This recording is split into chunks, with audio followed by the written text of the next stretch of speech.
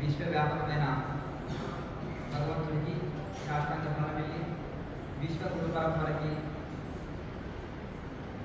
మరియు క్రియాయోగ గురు పరంపరకి సమస్త గురు పరంపరకి మన మానసికంగా శాస్త్రాంగ ప్రణమిల్లుతూ మనం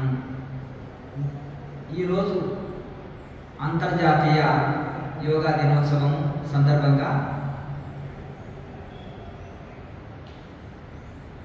యోగా గురు పరంపర గురించి కొంత చెప్పుకున్న తర్వాత నేరుగా మనం ఆ యోగ ప్రాక్టికల్ ఆ యొక్క యోగ సాధన ధ్యాన సాధనని మనం చేద్దాము.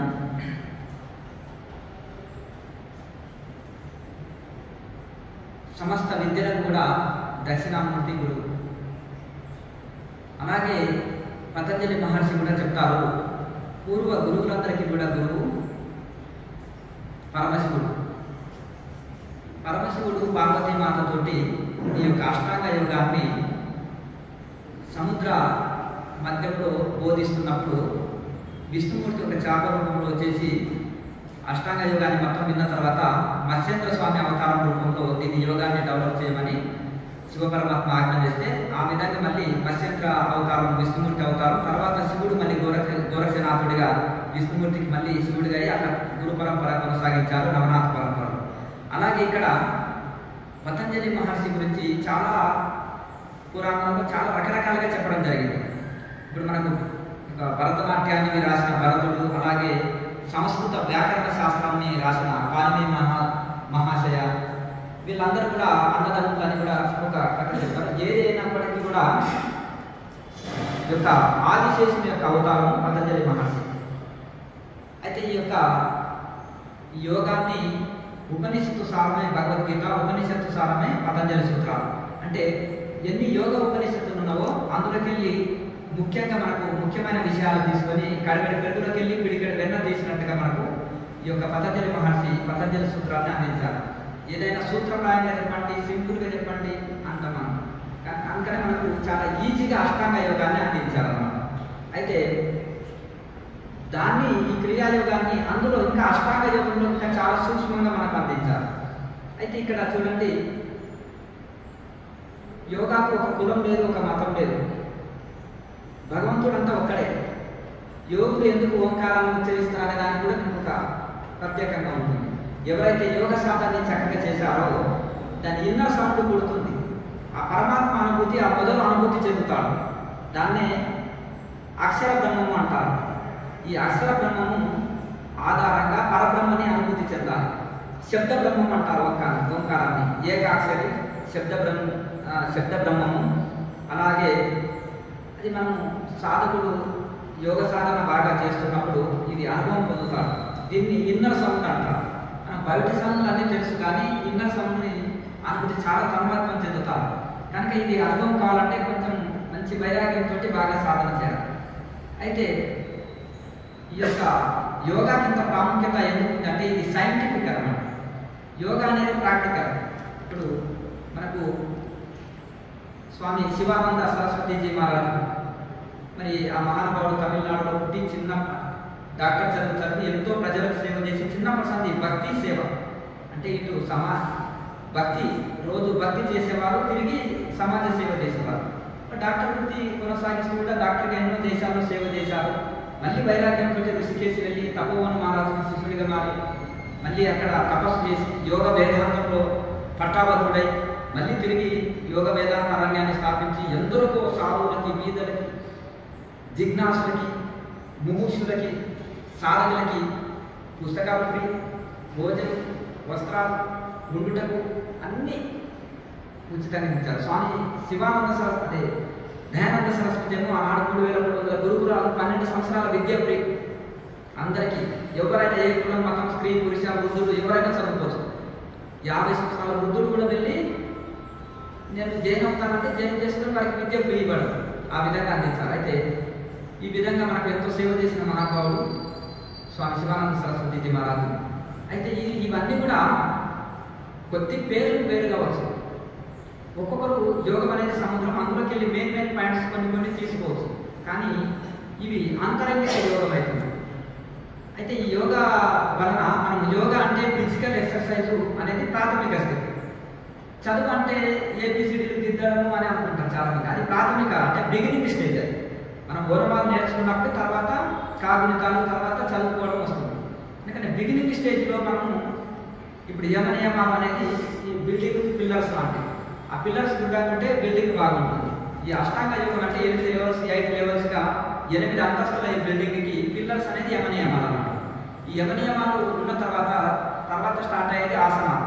ఈ ఆసనాల వలన మనకు శరీరం ఆధీనంలో వస్తుంది, ప్రాణాయామం వలన మనసు ఆధీనంలో వస్తుంది. ఈ యొక్క యమనియమాల వలన టోటల్గా మనకు ఈ యొక్క ఆధ్యాత్మికానికి కావలసిన మానసిక స్థితి శారీరక స్థితి ఏర్పడి మనకి సాధనకు శరీరము మనసు సహకరిస్తుంది.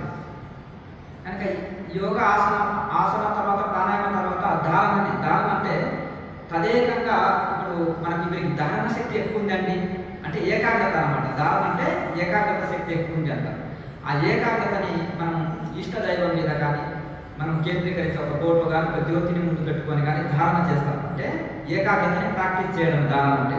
ఆ ధారణను పెంపొందించి ధారణ స్థిరమైతే ఒక గాలి లేని చోట దీపం స్థిరంగా ఉంటే గాలి లేని చోట దీపం కలుగుతుంది. దాని మీద సిమ్మి పెడతారు. ఆ సిమ్మి ఎందుకంటే పూర్తిగా మనం మూసివేస్తే దానికి కూడా ప్రాణవాయువు అవసరం, జ్యోతికి కూడా ప్రాణవాయువు అవసరం.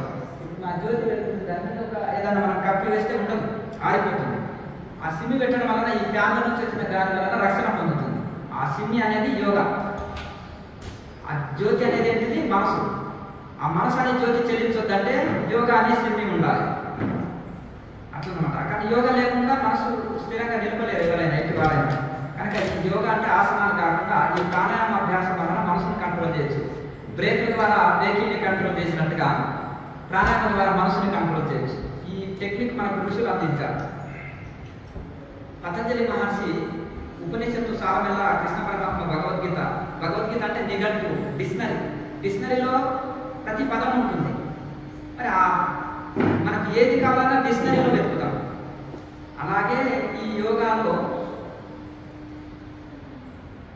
పతంజలి మహర్షి ఆ యొక్క డిక్షనరీ లాంటి ఆ మెయిన్ ఉపనిషత్తులకు వెళ్ళి యోగ శాస్త్రాన్ని అంతా తీసి మనకు పతంజలి సూత్రాలు అందించారు. అందులోకి వెళ్ళి హఠయోగ, రాజయోగ, మంత్రయోగ, లయయోగ 4 యోగాలు ఉంటాయి. హఠయోగం వలన శరీరం ఆధీనం చేసుకుంటాము, రాజయోగం వలన మనసును ఆధీనం చేసుకుంటాము, ఆ తర్వాత లయయోగం ద్వారా మనసును పరమాత్మలో లయం చేస్తాం. అంటే మంత్రజపము ప్రాథమిక స్థితిలో మంత్రజపం కూడా చేస్తాం. ఈ మనసుని ఇష్టదైవంలో లీనం చేస్తాం. ఇష్టం దైవం మంత్రజపము, తర్వాత ఇష్టదైవంలో మనసు లీనం చేస్తాం లయయోగం ద్వారా.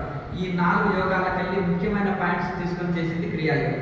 అష్టాంగ యోగంలోని చాలా సింపుల్ అంటే మొత్తం సారవంతం తీసుకొని క్రియాయోగం తయారు చేశారు. ఈ క్రియాయోగం అనేది మనకు పతంజలి మహర్షి అందించారు. అంటే శివపరమాత్మ పార్వతీ మాతకు చెప్పారు, అది ఋషి పరంపరగా అందుతుంది. తర్వాత మన ఉపనిషత్తు సారం అయితే శివ సూత్రాలు పతంజలి సూత్రాలు 2 చాలా దగ్గర సంబంధం ఉంటాయి. 2 ఒకే విషయాన్ని చెప్తాయి.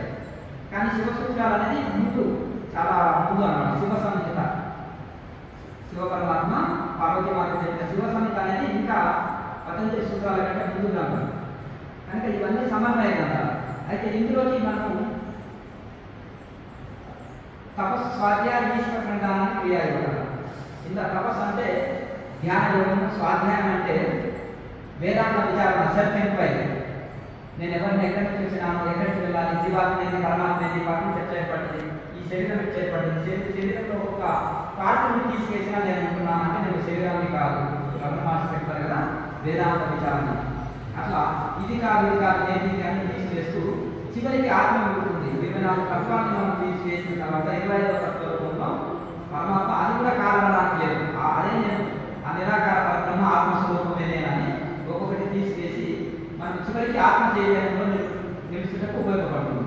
దీన్ని వేదాంత విచారణ చెప్తుంది. తర్వాత ఈశ్వర ప్రజ్ఞాన, ఈశ్వర భక్తి ద్వారా సమాజ స్థితి కలుగుతుంది. అయితే ప్రతిదానికి భక్తి తోడు కావాలి. దేనికైనా సరే ఒక యాత్ర భోజనం చేస్తున్నాము, భక్తిపూర్వకంగా తింటే అది ప్రసాదం అవుతుంది. మనము తీర్థయాత్రలు భక్తితో చేస్తే తీర్థయాత్ర అవుతుంది, లేదంటే విహారయాత్ర అవుతుంది. అలాగే ఈ ధ్యానం కూడా భక్తి ద్వారా చేసినప్పుడే అది నిజంగా మనకు భగవంతునితో కనెక్ట్ అయ్యడము. అది ఇది మనం ముందుకు ఏదో కలుగుతుంది కూర్చుంటే లాభం లేదు. కనుక అందులో కొన్ని ఎలా ఏ ఆసనంలో కూర్చోవాలి, ఎలా కూర్చోవాలి, మనసు ఎక్కడ నిలపాలి, మనసును ఎలా కంట్రోల్ చేయాలి, ఈ చిన్న చిన్న పాయింట్స్ కూడా కృష్ణ పరమాత్మ భగవద్గీతలో 6వ అధ్యాయంలో మొత్తం చెప్పారు. ఎందుకంటే 6వ అధ్యాయం మొత్తం ధ్యాన యోగం, ఆత్మ సంయమ యోగం. ఇక్కడ అంటే మనసుని ఇక్కడ ఆత్మ అంటే ఆత్మని సంయమం చేయడం కాకుండా అంటే మనసుని ఆత్మలో సంయమం చేయాలి, ఏకాగ్రత చేయడం, లయం చేయడం, మనసుని ఆత్మలో లయం చేసే యోగం అన్నమాట. అది ఆ ధ్యాన యోగం గురించి యుక్తాహార విహారాలుగా చెప్పడం జరిగింది. యోగి ఏమి తినాలి, ఎంత ప్రమాణం తీసుకోవాలి, భోజనం వ్యవహారాలుగా ఎలా చేయాలి, యుక్తాహార విహారాలు చేయాలి శ్లోకంలో చెప్తారు. యుక్తాహార విహారాలు యుక్త జ్యేష్ఠ శుక్రమసు యుక్త స్వప్నావబోధ యోగ భవతుక సమస్త దుఃఖాలను దూరం చేసి ఆ యోగం మీకు వంటబట్టాలంటే ఏం చేయాలంటే మితంగా తినాలి, మితంగా మాట్లాడాలి, మితంగా నిద్రపోవాలి, మితంగా కూడా పనులు చేయాలి.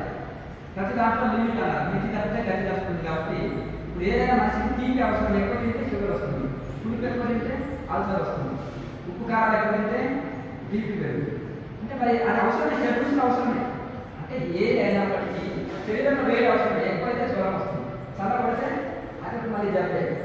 అలాగే ఈ యొక్క పంచభూత తత్వం శరీరము అవి సమస్థితిలో ఉంటే ఆరోగ్యంగా ఉంటాం. అసలు కొద్దిగా ఎక్కువ తక్కువ ఉన్నా అవసరంగా ఉన్నా జబ్బు పడుతుంది, జబ్బు చేస్తుంది. కనుక అలా ప్రతిదాన్ని బ్యాలెన్స్ చేయాలన్నమాట. అన్నింటినీ మనం బ్యాలెన్స్ చేయాలి. కనుక ఈ యోగం అనేది మన శరీరంలో అన్నింటినీ సమతుల్యతలో ఉంచుతుంది. ఇది ఎంత సూక్ష్మమైన అంటే ఇది అంతరంగిక సాధన. ఇది ఇంకా బహిర సాధన కాకుండా ధర్మ ధ్యాన సమాధి గురించి క్రియాయోగం జరుగుతుంది.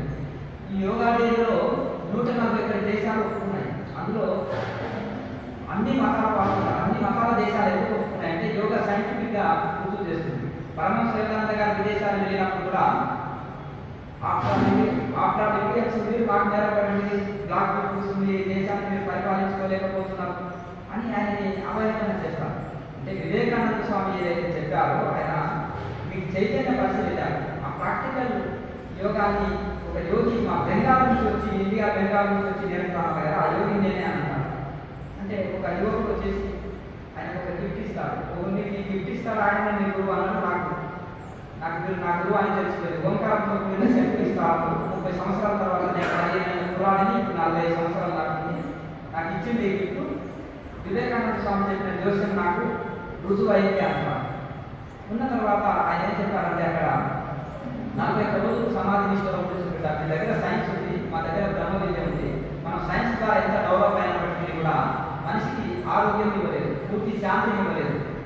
ఇవన్నీ అంటే భౌతిక సుఖ సౌకర్యాలు మీకు సైన్స్ ఇచ్చినప్పటికీ కూడా ఆధ్యాత్మికంగా మనం ఉండాలంటే యోగం మనకు ఉండాలి.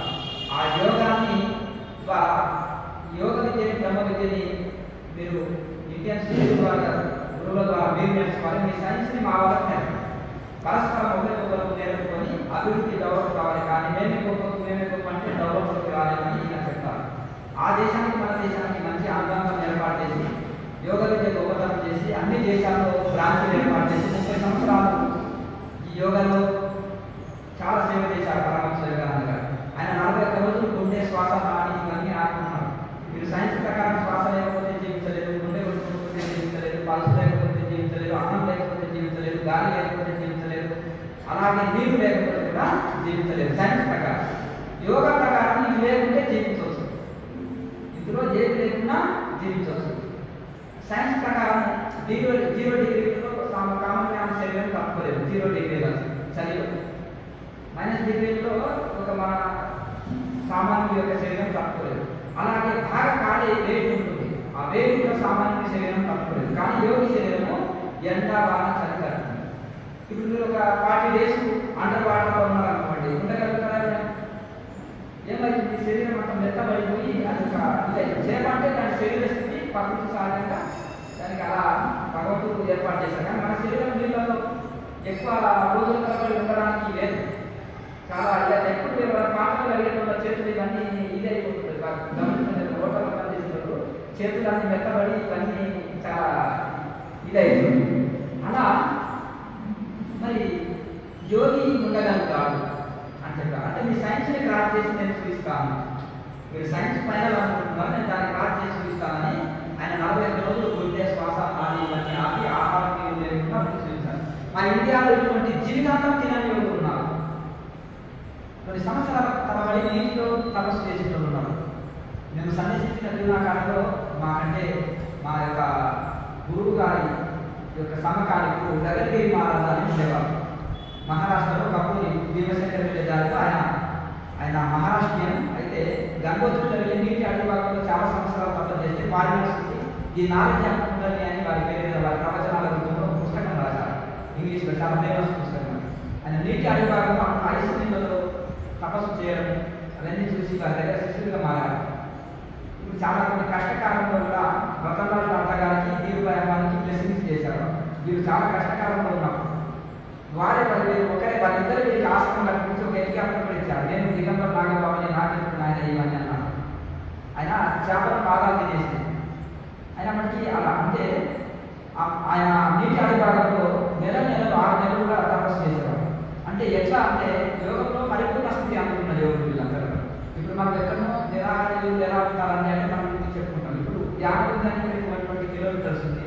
కర్ణాటక యాదగిరి బస్ ఎక్కితే మన మహాత్మా గాంధీ రైల్వే స్టేషన్లో కర్ణాటక యాదగిరి బస్ ఎక్కి యాదగిరి దగ్గర దిగితే అమ్మగారు కూడా 76 సంవత్సరాలు జీవించాలని ఆనందించి తీసుకోవాలి. ఎక్కడో హిమాలయాన్ని పక్కకు పెడతాం. మనం ఆలోచించేది ఏంటంటే మనకు సిటీకి దగ్గరలో కూడా నిరాహార యోగులున్నారా అంటే చెట్ల మీద కూర్చొని తపస్సు చేసింది.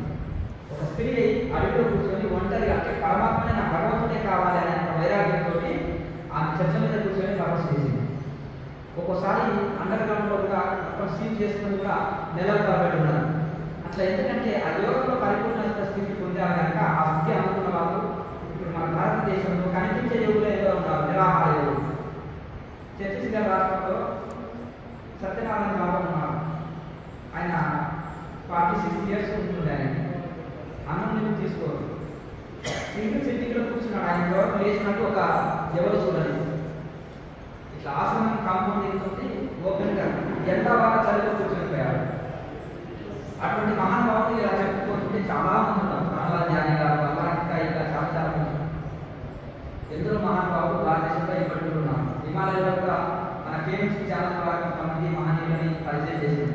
130 సంవత్సరాల సీతారాం గారు చూపించిన అన్నం మేము తీసుకోరు, కౌకులం కొట్టే ఉంటారు. అంతా -డిగ్రీలో ఉంటారు. అంటే వాళ్ళు యోగంలో పరిపూర్ణ స్థితి అందుకున్నారు. యోగం చేస్తే లాభం ఉంటాయా? ఏదో మధ్యలో సన్యాసం అవుతారా? పూజ చేస్తే నో డౌట్, వాళ్ళకి ఏం డౌట్ లేదు. ఎందుకంటే పూజ చేస్తే మా అమ్మమ్మ చేసింది, మా అమ్మ చేసింది, మా అమ్మ నాన్న చేస్తున్నారు, అందరూ చేస్తున్నారు. పూజ చేస్తే ఇట్లా జాగ్రత్తగా ఉంటారు. కానీ కళ్ళు మూసుకొని ధ్యానం కూర్చుంటేనే వాళ్ళకి జరుగుతుంది. మగవాళ్ళు అంటే మీరు భగవద్గీత చదివినా కళ్ళు మూసుకొని కూర్చున్నా నేను ఉండను, మా అమ్మగారు ఏం వెళ్ళిపోతాను అంటే పూజ చేస్తే గురువు యాత్ర జరిగితే నో డౌట్ ఉంటారు. ఎందుకంటే మా పూర్వీకులందరూ కూడా పూజలు చేస్తున్నారు, వ్రతాలు చేస్తున్నారు, దీంతో ఏం లేదు. కానీ కళ్ళు మూసుకొని కూర్చుంటే ఇది సన్యాసం చేసేది, ఇది ఇల్లు వదిలిపెడతామని భ్రమ ఇంకా ఉంది. కొంత యోగా ఇలా ఉంది కదా, యోగా ప్రాముఖ్యత, ధ్యానం ప్రాముఖ్యత ఇప్పుడు కొంత అవగాహన పెరిగింది. ఒక 20 సంవత్సరాల కింద ఈ పరిస్థితి లేదు. ఇప్పుడు కొంత పెరిగింది, అవగాహన వచ్చింది. యూట్యూబ్ వచ్చింది, టీవీలో చెప్తున్నారు. ఇవన్నీ కూడా విరివిగా యోగా అంటే ఒక పీస్ఫుల్ ఉంటుంది, ఆరోగ్యం ఉంటుంది, మనశ్శాంతి ఉంటుంది, మనకు అవగాహన కలిగింది. కానీ ఇప్పటికి కూడా ఇంకా భ్రమలో ఉండేలో ఉన్నారు, అవగాహన లేదు. కానీ ఎందుకు చేయాలంటే ఒకసారి ఆరోగ్యం చేస్తే లక్షల రూపాయలు కోట్లు ఖర్చు పెట్టినా కానీ ఆరోగ్యం సరికాదు. కనుక ఈ ఆధ్యాత్మిక జీవితంలో వచ్చిన వారికి క్రమశిక్షణ ఉంటుంది, ఆహార నియమాలు పాటిస్తారు, డిసిప్లైన్ ఉంటుంది, దాంతోపాటు యోగ సాధన ఉంటుంది. కనుక చక్కటి ఆరోగ్యం ఇస్తుంది. రెండో భాగం మనశ్శాంతి, మూడో భాగం మోక్షం, ఎంటర్టైన్మెంట్ సాధన. ఇది చేస్తే మనం అనుకున్నారు యుద్ధం చేయనక్కర్లేదు, మనం ఏది పరిశ్రమ చేయనక్కర్లేదు, ఇంకా మనకు 1000 ఆసనాలు అక్కర్లేదు, జిమ్కి వెళ్ళనక్కర్లేదు, జాగింగ్ రన్నింగ్ ఏమి చేయనక్కర్లేదు, ఇక ఆహారం తినకుండా డైట్ చేయనక్కర్లేదు, మితాహారం. ఇక్కడ చెప్పబడ్డది ఆహారం తింటే నిరాహారం ఉంటేనే యోగాన్ని కాదు. ఇది ఆ స్థితి ఒక పరిపూర్ణ స్థితి అప్పుడే రాదు. కానీ ఇక్కడ దీని ప్రకారం మన క్రమ పద్ధతిలో ఈ ప్రాణాయామం వలన నాడీ మండలి శుద్ధి అవుతుంది, మనసు నిలకడ చెందుతుంది. ఎప్పుడైతే మనసు ప్రశాంతంగా మనసులో నిలకడ చెంది పరమాత్మలో మనసు లీనమైందో ఎంతో శాంతిని పొందుతాం. ఈ అన్ని రకాల జబ్బులు మనిషి టెన్షన్ పడదు, ఎక్కువ ఆందోళన, టెన్షన్స్ రకరకాల దీనితో సగం రోగాలు వస్తున్నాయి మనుషులు. ఎప్పుడైతే పీస్ఫుల్గా ఆలోచిస్తే మంచి డిసైడ్ ఏదైనా మంచి ప్రణాళిక ప్రకారం జీవిస్తాం, అలాగే మంచి మంచి ఆలోచనల ప్రకారం మనం జీవిత ప్రణాళిక కూడా చాలా చక్కగా ఉంటుంది. మనం పీస్ఫుల్గా ఆలోచిస్తే మంచి ఎన్నో సందేహాలకు, ఎన్నో డౌట్స్కి, ఎన్నో ప్రశ్నలకి జవాబు మన నుండే వస్తాయి. బయట ఎవరు చెప్పనక్కర్లేదు. మంచి ఆధ్యాత్మిక గ్రంథాలు చదువుతూ బాగా ధ్యానం చేసే వాళ్ళకి లోపల నుంచే స్టార్టింగ్లోనే గురువులు అంటారు, కానీ తర్వాత అడగరు, వాళ్ళకే జవాబు లోపల నుంచే వచ్చేస్తాయి. ఇప్పుడు ఇక్కడ 75 సంవత్సరాలు 70 సంవత్సరాలు కూడా సిటీకి 7 గంటలు కూర్చుంటున్నారు రియాజీలో పాఠ సాధనకున్నారు. వాళ్ళు ఉన్నారు, వాళ్ళ ఆహారాన్ని పాటించి సాధన చేస్తున్నారు. 1 సంవత్సరం 2 సంవత్సరాల లోపలనే కరెక్ట్ క్రియాయోగ సాధన చేసే వాళ్ళని నేను అబ్జర్వ్ చేసిన, వాళ్ళని నేను స్వయంగా ఇంటర్వ్యూ చేసిన మా పాఠ సాధన. వాళ్ళు నెలకు 1 కేజీ బరువు తగ్గారు. 3 పూటలు చేసుకుంటారు ఆహారంలో మితాహారం. ఆహారం త్యాగం చేయరు, ఆహారం తీసుకుంటారు, మితాహారం తీసుకుంటారు. ఈ ప్రాణాయామ అభ్యాసం మంచిగా చేసి ధ్యానం చేస్తారు. నెలకు 1 కేజీ అంటే వాళ్ళు సంవత్సరం లేదా 12, సంవత్సరంలో 20 కేజీ తగ్గిన వాళ్ళు ఉన్నారు. ఎప్పుడు శరీరం బట్టి ఏం లేదు, అంతా వెళ్ళిపోదు. చక్కగా ఆ బరువు తగ్గడం శరీరం తేలిక, మనసు శాంతిగా ఉండే శరీరం తేలిక, శరీరం నుండి జబ్బులు పోతున్నాయి. ఇది మనం అంటే అంత చక్కటి ఆరోగ్యం ఇస్తుంది. వెయిట్ లాస్ అవుతున్నాం, బీపీ షుగర్లు కంట్రోల్ అవుతున్నాయి, నడుము కావాలి జాయింట్ పెయిన్స్ ఇవన్నీ పోతున్నాయి, ఆసన శక్తి కలుగుతుంది, గంటల తరబడి ధ్యానం చేసే శక్తి పొందుతున్నారు. ఇప్పుడు విద్యార్థులకు ఏం కావాలి, మెమరీ పవర్ కావాలి. ఇప్పుడు వివేకానంద స్వామి 1000 పేజీల పుస్తకాన్ని 5 నిమిషాలు చదివి అక్కడ పెట్టి వెళ్ళిపోతున్నారు. 8 అవర్స్ నేను వెతికించినాను, మీరు కాలక్షేపానికి వచ్చారా ఇక్కడికి అని ప్రశ్నించారు. నేను చదవలేదని అని ఏ చాప్టర్ ఏ పేజీలో ఏముందో అడిగినట్టు మొత్తం చెప్పేసుకుపోయారు. ఇక నమస్కారం పెట్టి పంపించారు.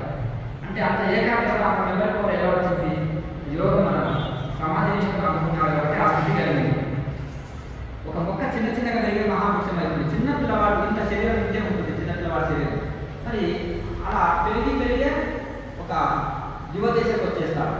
అలాగే యోగం కూడా నిరంతరం సాధన చేయగలిగే 1వ తరగతి 2, 3, 4 ఇలా ఒక్కొక్క తరగతి పెరుగుతూనే మనం పీజీ పిహెచ్డీ పూర్తి చేస్తాం. కానీ ఒక్కరోజే పిహెచ్డీ ఎవరు పూర్తి చేయలేదు. ఈ యోగం కూడా అంతే, నెమ్మదిగా మనం కాశీకి నడుచుకుంటూ పోతే ఊరికి దూరం కాశీకి దగ్గర అవుతాం. కొంతకాలం కాశీ క్షేత్రాన్ని విశ్వనాథుని దర్శనం చేస్తాం. అలాగే యోగ సాధన చేసుకుంటే కూడా మనం భగవంతుడికి దగ్గర అవుతాము, ప్రపంచానికి దూరం అంటే ఉంటాం, అన్ని వ్యవహారాలు నడుపుతాం. యోగస్థ గురు కర్మ అని యోగిగా ఉండి కర్మ చేస్తాం. అన్ని సమానంగా సమత్వం యోగ వచ్చేది, అన్ని సమానంగా తీసుకోవడం యోగం. సుఖము, దుఃఖము, లాభము, నష్టము, జయము, అపజయం, రాత్రి పగలు అన్ని సమానంగా తీసుకునే శక్తి మనకు కలుగుతుంది. అన్నిట్లలో ఉంటే అన్ని వ్యవహారాలు నడుపుతూ కూడా మనము ఉదాసీనంగా ఉండి అన్ని బాధ్యతలు నెరవేరుస్తూ కూడా ఎటువంటి పరిస్థితుల్లో కూడా మనం చిత్తం బ్యాలెన్స్గా ఉంటుంది, సరైన నిర్ణయాలు తీసుకుంటాం, ప్రశాంతంగా ఆలోచిస్తాం. కనుక మనకు ఎప్పుడైతే బాడీ మైండ్ ఆధీనంలో ఉంటుంది, మనం ఏది చేసినా పర్ఫెక్ట్ ఉంటుంది, ఏది చేసినా సక్సెస్ అవుతాం. కనుక ఇక మనకు మంచి ఏది చేసినా పర్ఫెక్ట్ చేస్తాం. కనుక ఇప్పుడు మనము ఈ అన్నిటిని సమానం తీసుకునే శక్తి కలుగుతుంది. కనుక మనం యోగం చేస్తే మనకు ఆరోగ్యం చక్కబడుతుంది, మనశ్శాంతి కలుగుతుంది. ఇప్పుడు డబ్బులు పెట్టినా ఆరోగ్యం చక్కబడతలేదు, మనశ్శాంతి డబ్బులు పెట్టినా మనకు మనశ్శాంతి రాదు. ఎవరికి సెల్ఫ్ రియలైజేషన్, ఎవరికి వాళ్ళు రియలైజ్ అవ్వాలి. ఉద్ధరే ఆత్మనాత్మానం, ఎవరి ఆత్మని వాళ్ళని ఉద్ధరించుకోండి అని భగవద్గీత చెప్తుంది. కనుక మన ఆత్మను మనం ఉద్ధరించుకోవాలి. మనం ఉదయం గంట సాయంత్రం గంట సాధన చేయాలి. ఎప్పుడు సూర్యోదయానికి ముందు, సూర్య అస్తమయం తర్వాత. అప్పుడు మనకేం డ్యూటీలు ఉండవు. దానివల్ల మనం చక్కటి ఆరోగ్యం, మనశ్శాంతి, మోసం పొందుతాం. కనుక ఇది కర్మయోగం చేస్తే కుటుంబానికి మేలు, సమాజానికి మేలు. ధ్యానయోగం చేస్తే ఎవరి ఆత్మని వాళ్ళు ఉద్ధరించుకోవడం, ఎవరికి వాళ్ళకి ఆరోగ్యం లభిస్తుంది. ఇప్పుడు మెడిసిన్ తిన్నాం, ఎవరు తిన్నారో వాళ్ళకి జబ్బు పోతుంది. అన్నం తిన్నాం, ఎవరు తిన్నారో వాళ్ళకి ఆకలి పోతుంది. ఈ మెడిటేషన్ ఎవరు చేశారో వాళ్ళకు, మన ఇంట్లో ఎవరో భార్య చేసే భర్త కాదు, భర్త చేసే భార్య కాదు, వీళ్ళిద్దరు చేస్తే పిల్లలకు కాదు. ఎవరికి వాళ్ళు చేయాలి, ఎవరికి వాళ్ళు తిన్నట్టుగా ఎవరికి వాళ్ళు సాధన చేయాలి. కనుక ఎవరికి వాళ్ళు సాధన చేస్తే మనకు మనం మేలు చేస్తున్నాడు. మనం ఏమంటాం, అన్ని వ్యవహారాల్లో అన్ని పనుల్లో టైం ఉంటుంది. నేను బిజీ అండి, నో టైం, బిజీ అంటారు చాలామంది. కానీ సడన్గా ఎవరు మరాదు వచ్చి ప్రాణం తీసుకోబోతుంటే నాకు టైం లేదండి, ఇంకొక వారం తర్వాత వస్తారని ఒప్పుకుంటాడా? చెప్పండి వినడు కదండి. కనుక ఎప్పుడో ఒకసారి యమధర్మరాజు అందరికి సన్యాసం ఇస్తారు. సన్యాసం ఇస్తారంటే అన్ని త్యాగం చేపిస్తారు. కానీ కనుక ముందుగానే మనం ఏం చేయాలంటే, ఇవన్నీ నావేవి కాదు, భగవంతుడు ఒకటే సత్యము, శాశ్వతము, స్థిరము. ఆయనలో మనం మెడిటేషన్ చేసి ఆయనలో మన చిత్తాన్ని లయం చేసి అనంతమైన శాంతి ఆనందాన్ని పొందుతాము అని ఇది గుర్తుపెట్టుకొని మనకు మనం మెడిటేషన్ చేయడం వలన అనంతమైన శాంతి ఆనందము పొందుతాము. మనల్ని మనం మిస్ అవుతున్నాం, అన్నిటికీ టైం ఇస్తున్నాం, కానీ మనకు మనం టైం ఇచ్చుకుంటలేదు. కానీ మనకు మనం టైం ఇచ్చుకుంటే, మెడిటేషన్కు మనకు మనం టైం ఇచ్చుకుంటే ఆరోగ్యంగా ఉంటాం, శాంతిగా ఉంటాం, మనం ఈ జన్మంటే మోక్షం పొందుతాం. కనుక మనకు మనం అన్యాయం చేసుకోకూడదు. అన్నిటికీ టైం ఇస్తున్నాం, అందరికీ మేలు చేస్తున్నాం, కానీ మనకు మనం నష్టం చేసుకోవడం వలన మనకు జబ్బులు వస్తున్నాయి, అశాంతికి గురి అవుతున్నాం, డిప్రెషన్కి గురి అవుతున్నాం. చిన్న సమస్యలు వస్తే తట్టుకోలేరు. బయటకు PhD చేసినాం, ఒక్కొక్కరు నేను 4 PhD చేసిన స్వామి అనుకోవడం కూడా నేను చూసినాం చాలామంది. కానీ ఇన్నర్ PhD చేయాలి. అది ఒకటి చేస్తే బయట చదువు రాకున్నా సరే వాళ్ళు వెలుగుంటైనా పర్వాలేదు. కబీర్ దాస్ వేలుముద్ర కానీ ఇన్నర్ PhD చేసింది. వాల్మీకి వేలుముద్ర ఇన్నర్ PhD చేసింది. వేదవ్యాసుడు వేలుముద్ర కానీ ఇన్నర్ PhD చేసింది. ఆయన పుట్టగానే తపస్సుకి వెళ్ళండి, గురుకులం పోయిందా ఇక్కడ చూడండి. భారతం చదివితే ఆయన పుట్టగానే తపస్సుకి వెళ్ళిపోయారు. నా అవసరం ఉంటే పిలువమ్మ అని ఆశీర్వాదం తీసుకొని వెళ్ళిపోయారు. కనుక ఎవరైతే ఇన్నర్ PhD చేశారో, అందుకనే లోపలి ధ్యాన యోగంలో పర్ఫెక్ట్ అయిన వాళ్ళకి బయట చదువులు అన్నీ వస్తాయి. బయట విద్య పెద్ద బ్రహ్మ విద్యనా, ఇది ఆఫ్టర్ ఈ పని చేయలేనా, నేను పెద్ద బ్రహ్మ విద్యనా ఇది అంటారు. అంటే బ్రహ్మ విద్య హార్డ్ అని అన్నిటికంటే. కనుక బ్రహ్మ విద్య వచ్చిన వాళ్ళకి అన్ని విద్యలు వచ్చేస్తాయి. అన్ని విద్యలు వచ్చి కూడా బ్రహ్మ విద్య పరిచయం లేకపోతే మనం అశాంతి, దుఃఖం పొందుతాం. కనుక మనకు ఈ భౌతిక విద్యలు చదవండి, భౌతిక సంపదలు పొందండి, సమాజంలో అన్ని ఖాళీగా ఉండాలి. బట్ మనకు తప్పనిసరి బ్రహ్మ విద్య ఉండాలి, మెడిటేషన్ ఉండాలి, నిత్య జీవితంలో ఒక పార్ట్ అయిపోవాలి, దినచర్యలో ఒక భాగం అయిపోవాలి. మనం లేవగానే పనులు అనుకుంటాం, కాలకృత్యాలు తీసుకుంటాం, స్నానం చేస్తాం, ఇది దినచర్య కదా, దీన్ని మనం మిస్ అవుతాము. ఇది కూడా మనకు నిత్య జీవితంలో ఇప్పుడు మనం 1000 పనులు పక్కకి కూడా భోజనానికి వెళ్తాం, లంచ్ అవర్స్. ప్రతి గవర్నమెంట్ ఆఫీసులో కానీ ప్రైవేట్ ఆఫీసులో కానీ లంచ్ అవర్స్ ఉంటాయి కదా, టైం ఉంటాయి, 1 గంట అన్నింటిలో వెళ్తాం. 1000 పనులు పక్కకి లంచ్ అవర్స్లో లంచ్ చేస్తాం. అలాగే మన ఇక్కడ కూడా 1000 పనులు పక్కకి 1 అవర్ మెడిటేషన్ చేయాలి. దానివల్ల బెనిఫిట్ ఏంటంటే, మనం అష్టవేశంగా చేసే పని కంటే ఇప్పుడు మనం 10 సార్లు పుస్తకం చదివినా ఏకాగ్రతతో చదవకపోతే పిల్లలకి బుర్రకెక్కదు. కానీ ఏకాగ్రతతో 1 సారి 2 సార్లు చదివినా ఫీడ్ అయిపోతుంది. మరి అస్తవ్యస్తంగా ఏదో మనం ఇప్పుడైతే వాషింగ్ మిషన్కి వచ్చినాయి, కానీ ఆడవాళ్ళకు కోపం ఉన్నప్పుడు 10 పిలుస్తాయి, బట్టలు బండకేసి బాత్రూమ్ ఉంటాయి. అవునా కదా, అంట్లు తమ్ముతుంటే గిన్నెలనే సఫలం, వాళ్ళు ఎట్లా గొడవ జరుగుతుందంట. ఇక వాళ్ళు ఆ పాత్రలోనే ఇది చూస్తేనే, కుండల సభలో చూస్తేనే తెలిసిపోతుంది. అత్త మీద కోపం చుట్ట మీద తీసిందంట కమ్మ, అట్లా ఉంటుంది. కనుక ఆ విధంగా అస్తవ్యస్తంగా చేస్తే అశాంతి కలుగుతుంది. అప్పుడు ఏంటంటే మనం ఆధ్యాత్మికంగా ఉన్నప్పుడు ఏ పనైనా ప్రశాంతంగా చేస్తాం, ఇతరుల కోణం నుంచి ఆలోచించే గుణం కలుగుతుంది. ఇన్ని ఓల్డేజ్ ఎందుకైతున్నాయి? ఇప్పుడు అత్తమామ ఇన్ని సంపాదించి నా పిల్లలు బాగుండాలని చేశారు కదా, ఒకసారి కొడుకు కోడలు కూడా వృత్తుల గురించి కూడా ఆలోచన చేస్తే వీళ్ళు మా మీదే ఆశలు పెట్టుకొని వాళ్ళ జీవితం మొత్తం ఎన్నో త్యాగాలు చేసి ఎంతో ఇది చేసేసి వాళ్ళు నడుచుకుంటూ తిరిగి మాకు మోటార్ బైక్ ఇప్పించారు, వాళ్ళు ఎన్నెన్నో త్యాగాలు చేశారు, ఈ సంపాదన మా కోసమే, ఈ చదువు చదివించారు, మమ్మల్ని ఇంత గొప్ప వాళ్ళు చేశారు. సరే వాళ్ళు అవగాహనతో మాటన్నా పడదాం పెద్దలు, సరే ఏదైనా వాళ్ళ కోణం నుంచి కూడా ఇంత ఆలోచించడం, మొత్తం మన కోణమేనా అంటే ఇన్ని సమస్యలు. వాళ్ళు కూడా ఓరుకుండి సరే కొన్ని రోజులు కోడలు కొత్తగా వచ్చింది, చదువుకుందాం, మన బిడ్డను ఇంటికి ఇస్తే బాగుండాలని కోరుకుంటాం, ఈమె మన బిడ్డలాగా స్వీకరించడం వీళ్ళు కూడా కొంత ఆలోచిస్తాం.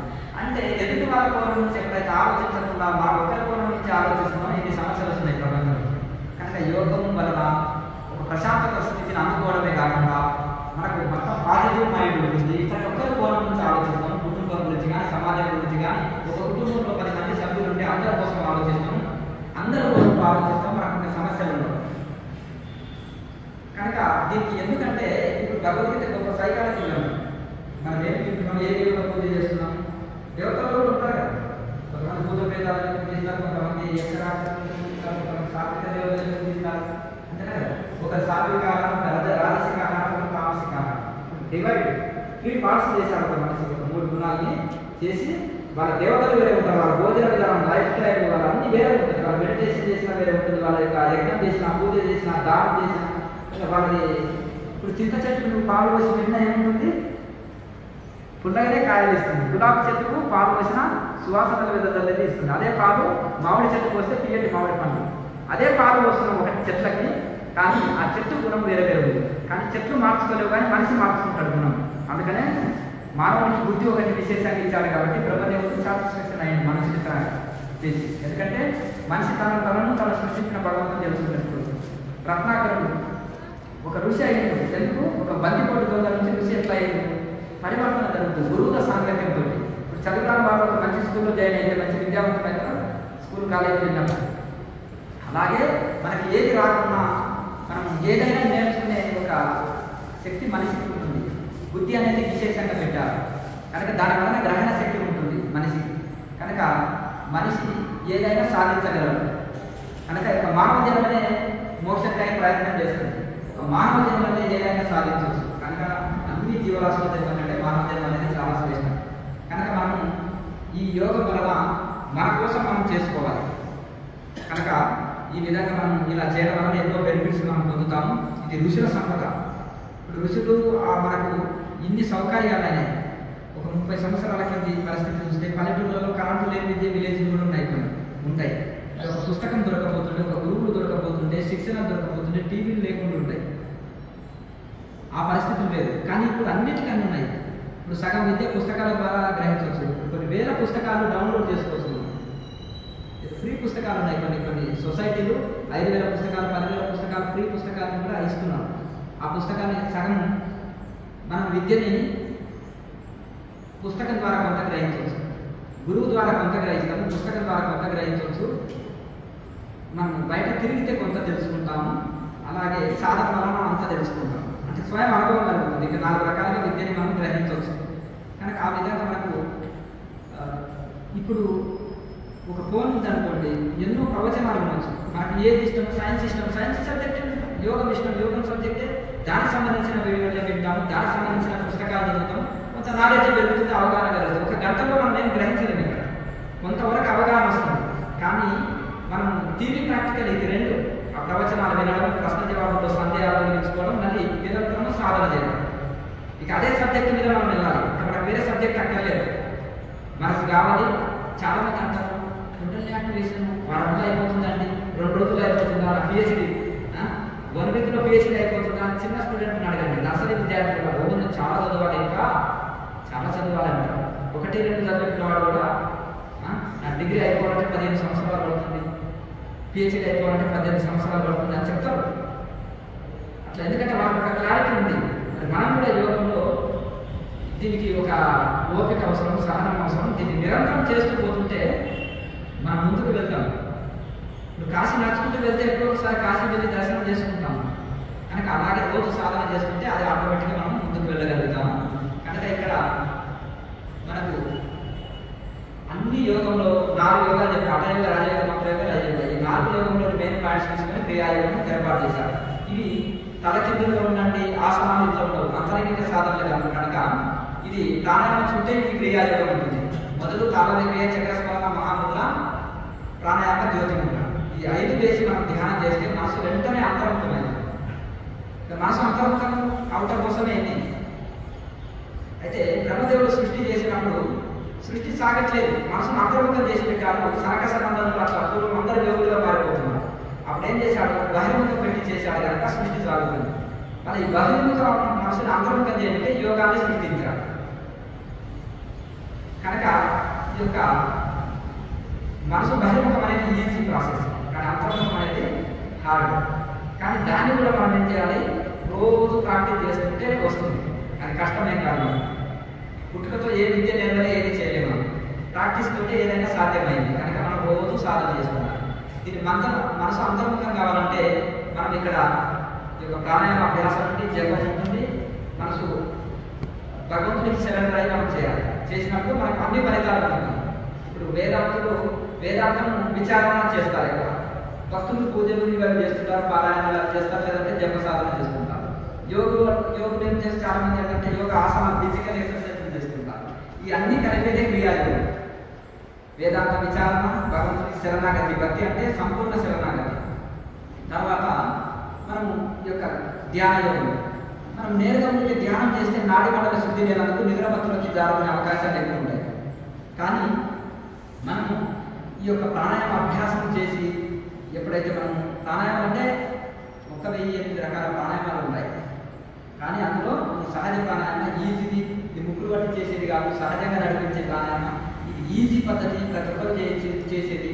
దీనివల్ల ఎలాంటి సైడ్ ఎఫెక్ట్స్ ఉండవు, చాలా సులభమైంది, అందరూ చేయగలిగింది, ఎక్కువ ఫలితం, తక్కువ శ్రమ ఎక్కువ ఫలితం. ఇప్పుడు మనం ఫ్లైట్ మార్గం అంటారు పరమహంస యోగానంద. మీరు ఒక యోగి ఆత్మకథ చదివారా? చదవడం ఉంటే చదవండి. ఆటోబయోగ్రఫీ ఇంగ్లీష్లో 100 లాంగ్వేజ్లోకి వచ్చింది ఈ పుస్తకం. ఒక 100 భాషల్లోకి ట్రాన్స్లేషన్ చేయబడ్డది ఈ పుస్తకం. చాలా ఇది అనమాట. విదేశాల్లో చాలా మంది దీన్ని చదివి యోగులుగా మారుతున్న ఉన్నారు. అయితే అందులో ప్రాక్టికల్ ఇవ్వలే, యోగం మహత్యం ఇచ్చారు. దీన్ని మనం నేర్చుకొని సాధన చేయాలి. కనుక మనం రోజు ఈ సాధన చేస్తే మనకు మనం ఎంతో అభివృద్ధి అవుతాము. కనుక ఈ 6 ముద్రలు చేసి ధ్యానం చేస్తే మనసు అంతర్ముఖమవుతుంది. ఇవి ఏం చేయకుండా కూర్చున్నాం అనుకోండి, ఎందుకంటే నాడీ మండల శుద్ధి లేదు కనుక నిద్రమత్తులోకి జారుకున్నాం.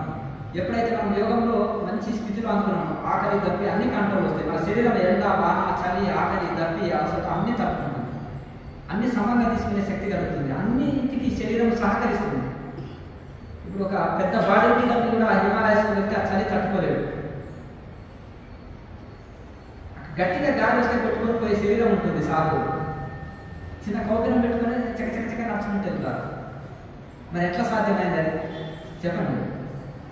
అంటే ఆ యోగాభ్యాసం వలన వాళ్ళ శరీరము ఏ వాతావరణమైనా అడ్జస్ట్ చేసుకుంటుంది, ఏదైనా చేయగలుగుతాడు. ఇప్పుడు ఒక యోగి 1 కేజీ తిని కూడా జీర్ణించగలుగుతాడు. ఒక 10 రోజులు ఆహారం పట్టకుండా లోపలికి రాగలుగుతాడు. మనం కేజీ తిని జీర్ణించలేము, 2 రోజులు ఆకలి తినకుండా ఉండలేము. అంటే ఆయన ఏం తిండిపోతుంది కాదు యోగి అంటే, కానీ అంటే డైజెషన్ సిస్టమ్ అట్లా ఉంది. ఏదైనా మిక్సీలో వేసినట్టే, మిక్సీలో వేసిన ఏం చేస్తుంది, గ్రైండర్ చేసి పడేస్తుంది. అట్లా వాళ్ళకి అన్ని శరీరంలో అన్ని స్థితులు వాళ్ళకి ఏదైనా బ్యాలెన్స్ చేస్తుందని చెప్పడానికి నేను. కనుక అట్లా దీనివల్ల మనకు ఎటువంటి జబ్బులు ఉండవు. ఇప్పుడు చాలా మందికి ప్రాణాయామం వలన జఠరాగ్ని కలుగుతుంది. జఠరాగ్ని వలన మనం వైశ్వానరాగ్ని, భగవద్గీతలో చెప్పిన అహం వైశ్వ మనోభూత్వ ప్రాణాయామం దేహమాసుగా ఏ రకమైన ఆహారాన్ని తెలియదు. ఆ జఠరాగ్ని కలిగడం వల్ల ఆకలి మంచిగా ఉంటుంది, గ్యాస్ట్రిక్ మలబద్ధకం ఉండదు, శరీరంలో చాలా మంచి ఆరోగ్య స్థితి ఏర్పడుతుంది. శరీరంలో ఉండే అగ్నిమయ యోగాగ్ని దగ్ధకర్మాన్ని అన్నట్టుగా శరీరంలో జబ్బుని తొలగించి మళ్ళీ దాని కర్మల మీద పడుతుంది, కర్మని కూడా భస్మం చేస్తుంది. కనుక ఎవరైతే యోగాగ్ని ద్వారా కర్మని భస్మం చేస్తున్నారో వాళ్ళని ఏమంటున్నారు ఇక్కడ బ్రహ్మజ్ఞానులు. యోగాగ్ని దగ్ధకర్మని తమామం పండితం బుధ అంటే పెద్దలు, వాళ్ళని పండితులు అంటే ఇక్కడ బ్రాహ్మణుడు గారు, పూజారి గారు. పండిత అనే పదాన్ని బ్రహ్మజ్ఞానులకు ఒక పదాన్ని వాడారు ఇక్కడ. కనుక ఈ బ్రహ్మ విద్యని ఎక్కడ తత్వదర్శనం వాళ్ళ దగ్గరికి వెళ్ళి తద్విద్య ప్రణిపాదైన పరిప్రశ్న సేవయ ఉపదేశించే జ్ఞాన తత్వదర్శన అంటే ఎవరైనా కాశీలు కట్టుకున్న వాళ్ళ, లేకపోతే ఇంకా బాగా పుస్తకాలు చదివిన వాళ్ళు ఎక్కడ నేర్చుకోవాలంటే తత్వదర్శన అనే పదం వాడారు. అంటే ఎన్లైటన్మెంట్ పొందిన ఋషుల దగ్గరికి వెళ్ళి నేర్చుకోవాలి. వాళ్ళు మీకు ఇది నిస్వార్థంగా అందిస్తారు అక్కడ మనం అని భగవద్గీతలో చెప్పడం జరిగింది. కనుక ఈ విధంగా పూర్వకాలంలో చాలా కఠిన పద్ధతుల ద్వారా చాలా పరీక్షలు పెట్టి నేర్పేవారు. ఇప్పుడు కాలానుగుణంగా మనకు అన్ని అందుబాటులో దొరుకుతున్నాయి. దీన్ని మనకు ముందరకు వచ్చిన దాన్ని దీన్ని వినియోగించుకొని నేర్చుకొని మనం తరించుకున్నాం. ఇది మనకు ఋషులు ఎంతో, మా బిడ్డలు అందరూ తరించాలని మన ఋషులు మనకు అందించాలి. కనుక మనం ఇది సాధన చేసి తరించున్నాం. ఈ 6 ఋషులు చేసి ధ్యానం చేస్తే వెంటనే మనసు అంతర్ముఖమవుతుంది. కనుక మనకి ప్రాక్టీస్ చేద్దామా? చక్కగా స్థిరమైన ఆసనంలో మనం ఎప్పుడే కానీ సాధనకి కొంతమంది శరీరం సహకరించని పెద్ద వయసు వాడుతారు. కాళ్ళలో వాటర్ వేసుకోవడం కానీ పెద్ద వయసు ప్రభావం వల్ల మోకాలు నొప్పులు రావడం కానీ కొన్ని రకాల సమస్యలు ఉన్న ఆ పెద్ద వయసు వాళ్ళు హాయిగా కుర్చీలో కూర్చున్న మేలుదండం మాత్రము నిటారుగా పెట్టుకొని బిగపట్టదు, శరీరాన్ని బిగపట్టదు. శరీరం అనేది సహజ స్థితిలో కూర్చోవాలి, కానీ మేలుదండం స్పైనల్ కార్డ్ ఉన్నప్పటి స్టైల్గా పెట్టి కూర్చోవాలి అంతే. ఇదే కండిషన్, ఏం లేదు. ఇక కింద కూర్చోగలిగిన వాళ్ళు కూర్చోవచ్చు, సిద్ధాసనం లేదా పద్మాసనం లేదా ఇది వేసుకోవచ్చు. ఈ ముద్రల గురించి మనం ఒకసారి వివరణ చేస్తాం. ఇప్పుడు చాలా మంది ఏమంటుంటారంటే మామూలుగా ఇలా క్రాస్ పెట్టి ఇలా కూర్చుంటారు సార్. ఇంకా కొంతమంది ఏంటంటే ఇలా మామూలుగా ఇలా కూర్చుంటారు. ఇంకా కొంతమంది ఏంటంటే ఇప్పుడు ఇలా ఉంది కదా, ఈ రెండు కాళ్ళ మధ్యలో ఇది మరి ఈ రెండు కాళ్ళు ఉన్నాయి కదా, ఈ రెండు కాళ్ళ మధ్యలో ఇది కూడా ఇలా పెట్టుకొని కూర్చోవచ్చు. ఇంకా లేదంటే కూడా సిద్ధాసనం అంటే ఏదైతే ఉంటుందో ఈ మడమ ఉంటుంది కదా, ఇది ఇప్పుడు ఈ ఎడమ మడమ ఉంది కదా, ఈ ఎడమ మడమ ద్వారా మల ద్వారాన్ని లాక్ చేయాలి. ఇది తీసుకొచ్చి యూరిన్ లాక్ చేస్తే దీన్ని ఏమంటారు, సిద్ధాసనం అంటారు. ఈ సిద్ధాసనంలో చాలా మంది ఏమంటారు, కూర్చొని ఇలా అంటారు. ఇట్లా కూర్చునే పద్ధతి ఎప్పుడైతే ఉన్నారో ఈ రెండు కాళ్ళని బాగా సాగదీసి కూర్చోవాలి. ఇలా కూర్చున్నప్పుడు మోకాళ్ళ నేల మీద అంటారు. చాలా మంది 15-20 ఏళ్ళ నుంచి ధ్యానం చేస్తారు, కానీ పద్మాసనం వేసిన ఈ కాళ్ళపై అంటే ఇలా ఎప్పుడైతే సాగదీసి కూర్చున్నామో రెండు దీని మీద నేల మీద ఆడుకుంటాయి, ఎక్కువసేపు కూర్చోగలుగుతాం, ఈజీగా కూర్చోగలుగుతాం. అలా కూర్చోవాలి. ఇక పద్మాసనం కూడా వేసుకోవచ్చు. మనం అనుకున్నాను పట్టేసి పద్మాసనం కూడా హాయిగా దీన్ని కూడా ఇది మెడిటేషన్కి అనుకూలమైన ఆసనాలు. ఇక లేదంటే ఇంకేదైనా మామూలు వాళ్ళు మామూలుగా కాళ్ళు క్లాస్ చేసుకొని కూర్చోండి కూడా అలా కూర్చుంటూ ప్రాక్టీస్ చేయక కొన్ని రోజులకు శరీరం సహకరిస్తుంది.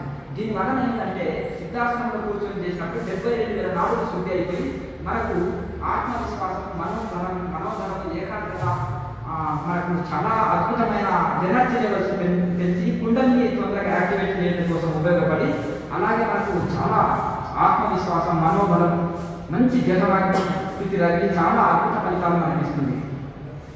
అయితే ఏదో ఒక ఆసనాన్ని మెల్లగా అభ్యాసించాలి. తర్వాత కాలు నొప్పి అనిపించినందుకు మార్చుకోండి కాలు. తర్వాత సుఖాసనం మామూలుగా కాలు క్రాస్ చేసుకొని కూర్చోండి. అట్లా మెల్లమెల్లగా దీన్ని అభ్యాసం చేయగా కొంతమంది మీకు డాక్టర్ కింద కూర్చోవద్దు అని చెప్పిన వాళ్ళు కూడా యోగాలకు వచ్చేసి 5 నిమిషాలు కింద కూర్చోవడం, 5 నిమిషాలు పైన కూర్చోవడం, 5 నిమిషాలు ఇట్లా ప్రాక్టీస్ చేసి 3 గంటల సింగిల్ సిట్టింగ్లో హాయిగా ఆసనంలో కూర్చున్నారు. డాక్టర్ గారు వచ్చిన తర్వాత డాక్టర్ గారు నేను కింద కూర్చోగలుగుతున్నామంటే అంటే నేను వద్దని చెప్పినాను కదా అంటే మీరు ఏమన్నా యోగాకి వెళ్తున్నారా అంటే అవునండి. ఓహో అది పద్ధతి, యోగాకి వెళ్ళారు కాబట్టి క్యూర్ అయింది, అది చేయొచ్చులేండి, యోగాకి వెళ్తే క్యూర్ అవుతుంది అన్నారు అని చెప్పారు. అట్లా ఎందుకంటే ఇప్పుడు యోగాని ఎవరు వద్దారు, మరి ఇంకేదన్నా మీరు సైన్స్ డెవలప్ అయినప్పుడు మీరు ఇంకేదన్నా ఖండించవచ్చు, కానీ యోగా ఎవరు ఖండించలేదు అంటే ఇది సైంటిఫిక్. కనుక ఈ విధంగా మనకు మెల్లమెల్లగా అభ్యాసం చేయాలి. చిన్నపిల్లవాడు మళ్ళీ దిద్దడానికి రాదు, చేయి తిరగదు, తినడానికి రాదు, తల్లి తిరిగిస్తుంది. అలా మెల్లగా తర్వాత చేయి తిరుగుతుంది. అలాగే ఇప్పుడు ఏం చదువు అనే రైతులు కూడా వాళ్ళ శరీరం విరుచుకపోయి ఉంటుంది కదా, ప్రాక్టీస్ చేయగా అద్భుతంగా వాళ్ళు కూడా ఆసనంలో కూర్చోగలుగుతున్నారు. అలా ప్రతి ఒక్కరు కూడా కూర్చోగలుగుతారు. మెల్లమెల్లగా అభ్యాసం చేసుకుంటే కూర్చోగలుగుతారు. అలాగే ఇక్కడ మీరు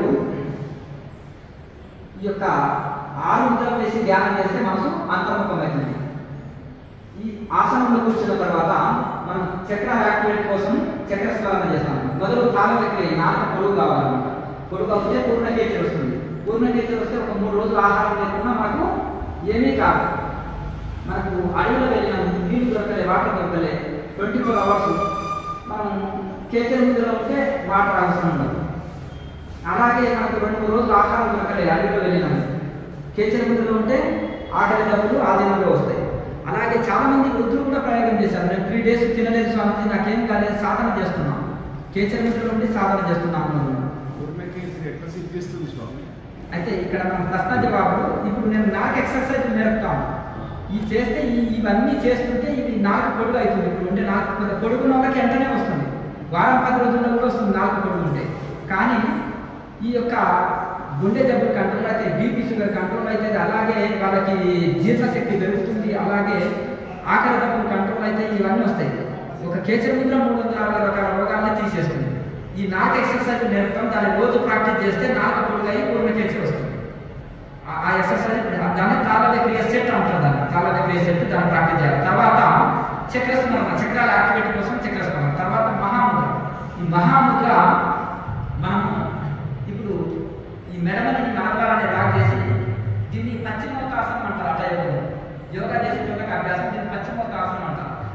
మధ్యలో ఇలా ఉండి ముందు కొంగి పట్టుకోవడం అనేది ఉంటుంది.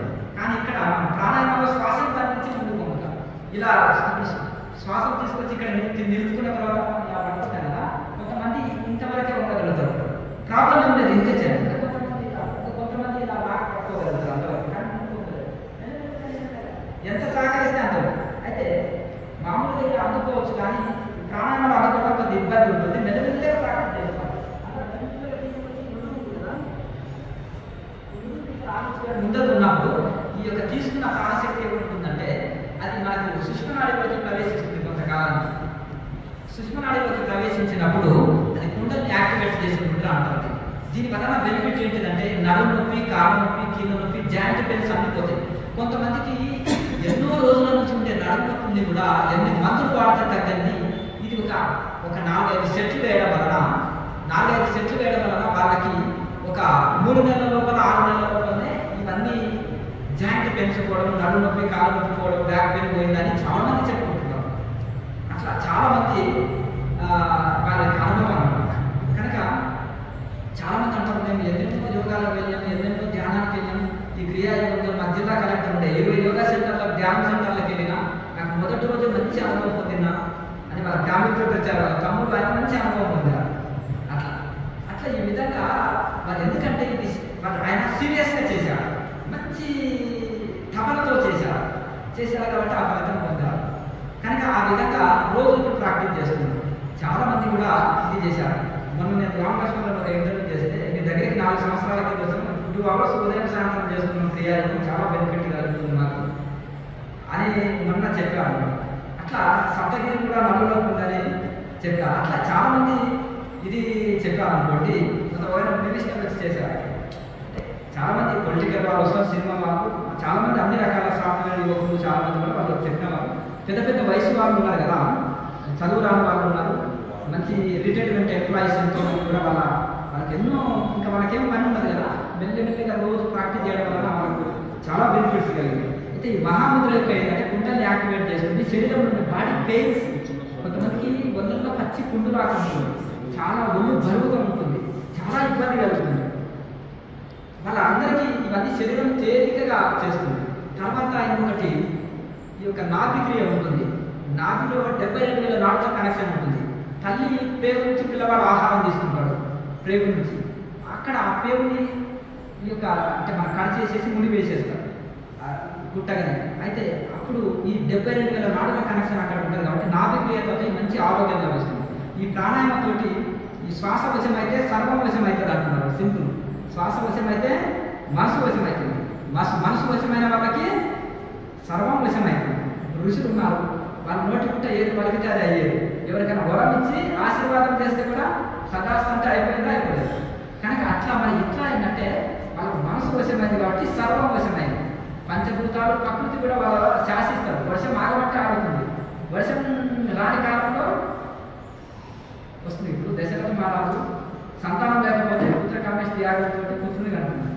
వర్షాలు పడకపోతే కూడా ఒక ఋషిని రప్పించి యాగం చేస్తే వర్షాలు వచ్చినాయని ఇప్పుడు కూడా అంటే ఆయన సంకల్పం ద్వారా కూర్చోబెట్టారని మంత్రాలు చదవండి కూర్చుంటారు. మంత్రాలు చదివి పూజలు చేసేటప్పుడు కౌరవిస్తారు.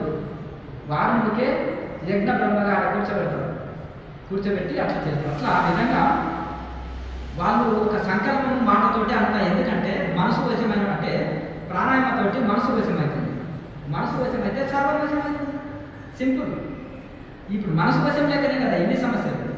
మాట అదుపులో లేక, మనసు అదుపులో లేకనే ఇన్ని గొడవలు, ఇన్ని ఆరోగ్య సమస్యలు, ఇన్ని రకాల సమస్యలు వస్తున్నాయి. అవునా?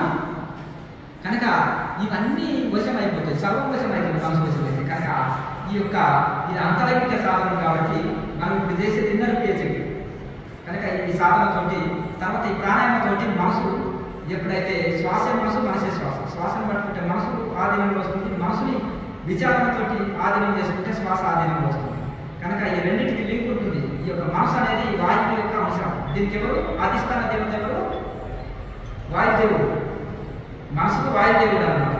కనుక ఈ గాలిని చేతిలో పట్టుకున్నట్టు మనసును పట్టుకోలేము స్వామి అంటారు అర్జునుడు కృష్ణ పరమాత్మ. అంటే అభ్యాసం చేయ వైరాగ్యం అంటారు. అభ్యాసం అంటే ఎవ్రీడే ప్రాక్టీస్.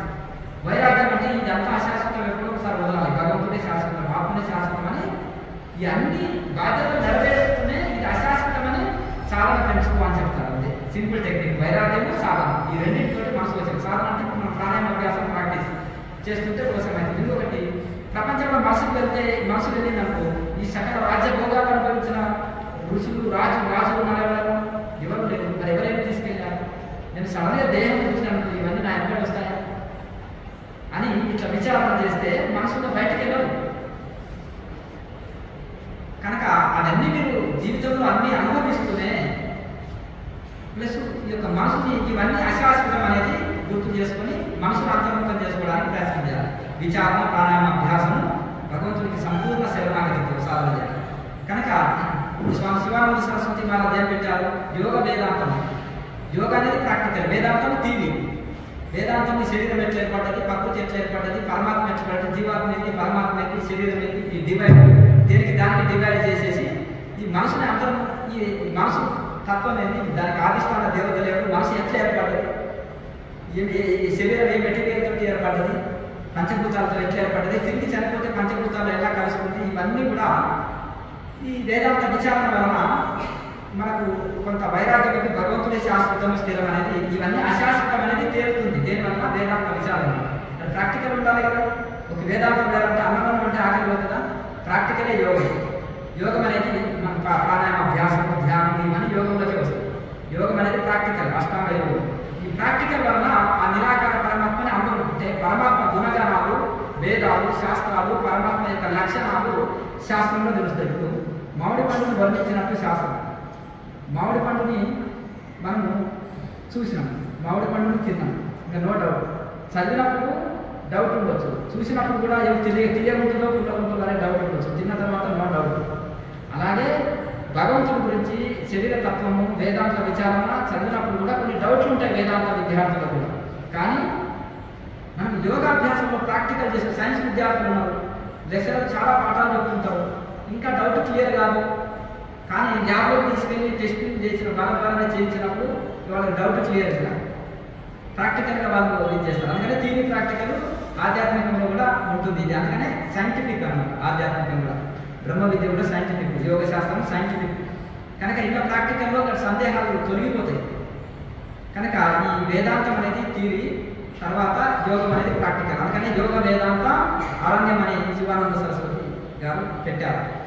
కనుక ఈ విధంగా మనకు ఈ రెండు ఉండాలి. యోగం, వేదాంతం అనేది ఈ రెండు కాళ్ళు, రెండు కళ్ళు, రెండు చేతులాగా థియరీ ప్రాక్టికల్ ఉండాలి. సాధన, పని అంటే మన కుటుంబ పోషణ, మన డ్యూటీ ఒక చేతితో చేయాలి, ఒక చేతితో సాధన చేయాలి. అట్లా రెండు కాళ్ళు, రెండు కళ్ళు, రెండు చేతులు. కర్మయోగము, ధ్యాన యోగం, ఈ రెండింటిని బ్యాలెన్స్ చేసుకుపోయేదే ఈ ప్రపంచంలో ప్రతి ఒక్కరు ఈ రెండు బ్యాలెన్స్ చేసిపోయినప్పుడే సుఖంగా, శాంతిగా ఉంటాం.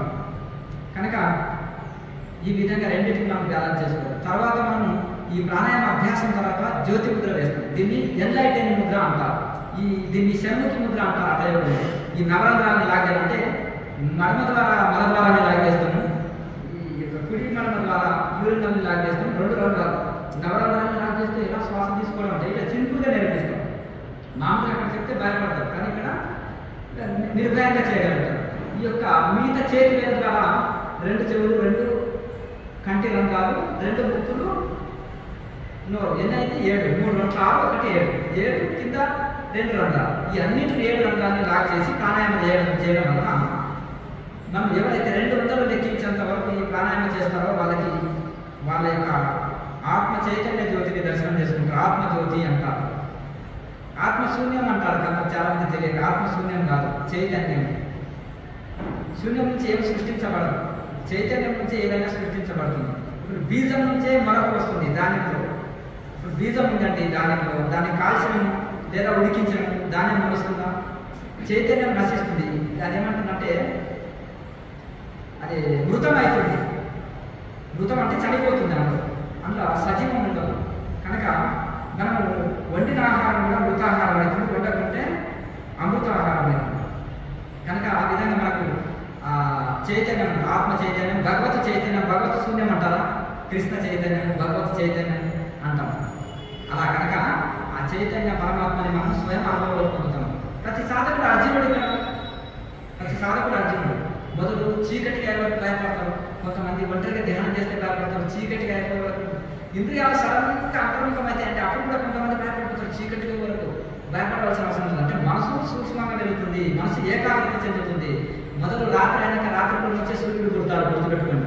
ఇక్కడ కూడా సాధన చేసినప్పుడు రాత్రి మనకు చీకటే మిగిలేదు, తర్వాత ఆ శూన్యంలోకి వెళ్ళి వెళ్తూ రావాలి. ఆ రాత్రిలోకి వెళ్ళి మళ్ళీ పగలేం చేస్తాడు, రాత్రి చంద్రుడు వస్తాడు, మళ్ళీ ఇంకా తెల్లవారితే సూర్యుడు వస్తాడు. ఆ చీకటిలోకి వెళ్ళే సూర్యుడు చంద్రుడు పుడతాడు. సూర్యుడు వస్తే చీకటి ఉండదు, ఆత్మసూర్యుడిని అనుభూతి పొందితే అజ్ఞానం అనే చీకటి ఉండదు. జన్మజన్మ నుంచి ఉండే అజ్ఞానం అనే చీకటి. భవరోగం పుట్టడం సావడం అనే రోగం. బయట రోగానికి డాక్టర్ ట్రీట్మెంట్ చేస్తే భవరోగానికి గురువు చెప్పిన లక్షణాలు చూపిస్తే దాని ప్రకారం సాధన చేస్తే అజ్ఞాన తిమ్మిరాలు చేస్తుంటే ఈ నేత్రానికి పొర ఉంది, ఆ పొరని ఈ క్రియాయోగం వల్ల ఆపరేషన్ అయిపోతుంది. అప్పుడు జ్ఞాన నేత్రం తెరవబడుతుంది.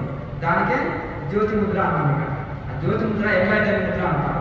ఎవరైతే పర్ఫెక్ట్ జ్యోతి ముద్ర వేసి 200 లెక్కించేంత వరకు కుంభకాన్ని చేశారో వాళ్ళకి తప్పకుండా వాళ్ళ యొక్క ఆత్మ జ్యోతి అనుభవంలోకి వస్తుంది. అప్పుడే రాదు చీకటి నుంచి కొన్ని ఇంకా మెరుగవుతూ మెల్లగా అందులోకి వెళ్ళి అనుభూతి పొందినప్పుడు అప్పుడు శరీరాన్ని ప్రపంచాన్ని మనిషి సాధకుడు ఎంతో తన్మయత్వ స్థితి, ఆనంద స్థితిని, పారవశ్య స్థితిని అందుకోగలుగుతాడు. కనుక అప్పుడు మనకి భౌతికమైన వాటి కంటే కూడా ఈ ఆధ్యాత్మికంలోనే ఎంతో ఆనందం పొందుతుంది. కనుక తర్వాత ధ్యానం చేస్తే మనసు వెంటనే అంతర్ముఖమవుతుంది. కనుక మరి సాధన చేద్దామా ప్రాక్టికల్. ఇంకొకటి, ఇప్పుడు కళ్ళజోడు ఉంచుకోండి. ఇప్పుడు చూస్తున్నారు కదా, అయితే మనం పుస్తకం చదివేటప్పుడు ధ్యానం చేసేటప్పుడు, పుస్తకం చదివేటప్పుడు కానీ అవసరం, అయితే పడుకునేటప్పుడు ధ్యానం చేసేటప్పుడు కళ్ళజోడు అవసరం ఉండదు. ఇప్పుడు పెట్టుకోండి, ఎందుకంటే ముద్రలు గ్రహించాలి. ఇప్పుడు ముద్రలు గ్రహించాలి కనుక ఇప్పుడు ఉండని కళ్ళజోడు ఉండదు. ఇప్పుడు అయితే మెడిటేషన్కు పడుకునేటప్పుడు అవసరం ఉండదు కళ్ళజోడు, మిగతాప్పుడు ఉంచుకోవచ్చు. అయితే మనం ఏదైనా కాసాన్ని అభ్యాసం చేసుకొని మేరుదండ మిటాల నుంచి చేసుకోవాలి. శరీరం సహకరించని పెద్ద వయసు వాళ్ళు కుర్చీలో కూర్చున్నా మేరుదండ మిటాలు పెట్టుకొని కూర్చొని సాధన చేయండి.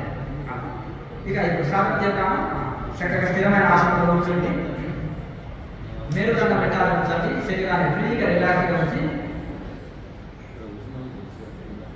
సుదీర్ఘమైన శ్వాస తీసుకొచ్చి ఆజ్ఞ చక్రం నేర్చుకొని సుదీర్ఘంగా ఓంకారాన్ని ఉచ్చరించండి.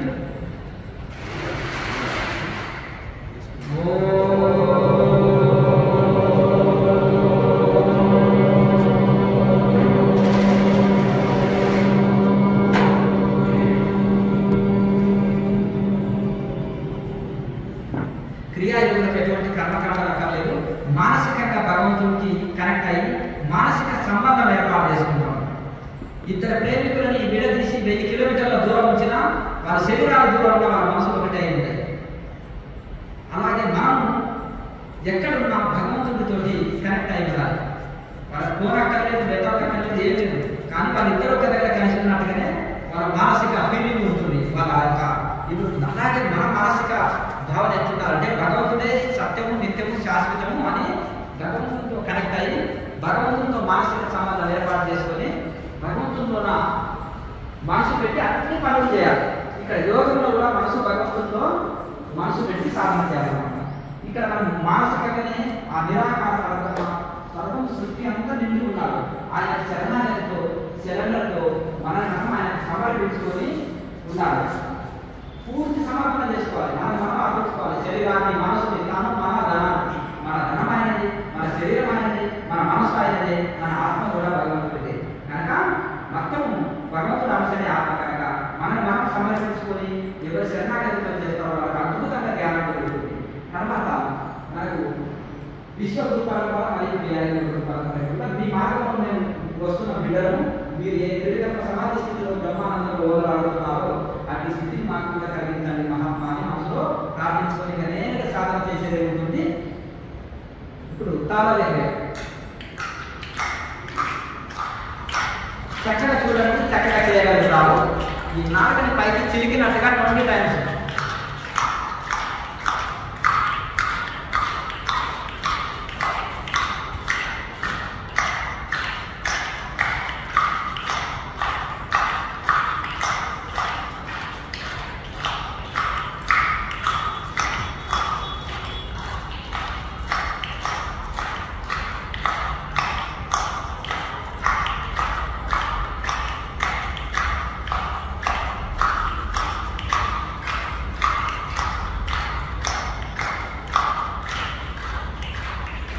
నోట్లో లావాదేవీలు మిగిలివేయండి.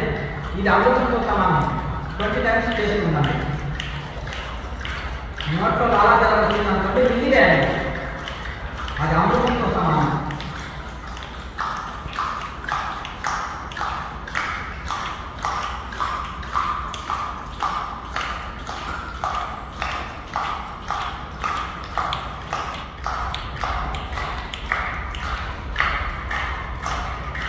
కేవలం నాలుక ఎక్సర్సైజ్ మాత్రమే. శరీర ఏ భాగం కదలదు, నాలుక మాత్రమే.